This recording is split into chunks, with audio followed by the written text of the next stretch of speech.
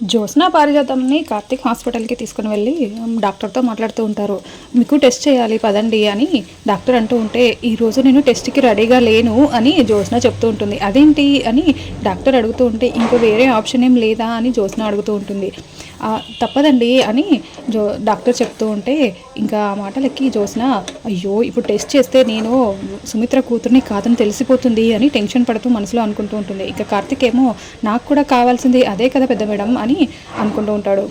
ఇంకా అలా జ్యోత్స్న ఆలోచిస్తూ ఉంటే, అసలు మీరు సుమిత్ర గారి కూతురేనా అని డాక్టర్ క్వశ్చన్ చేస్తూ ఉంటే అందరూ చాలా షాకింగ్గా చూస్తూ ఉంటారు.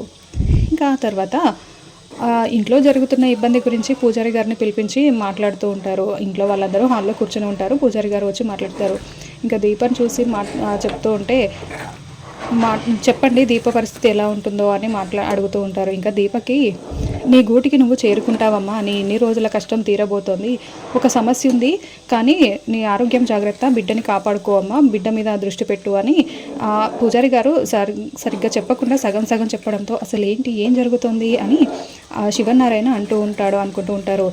ఇంకా అప్పుడు జ్యోత్స్నకేమో, అసలు ఏంటి నా కుంపతీసి దీపే ఇంటికి వారసురాలని చెప్పేస్తాడా ఏంటి అని టెన్షన్ పడుతూ ఆలోచిస్తూ ఉంటుంది.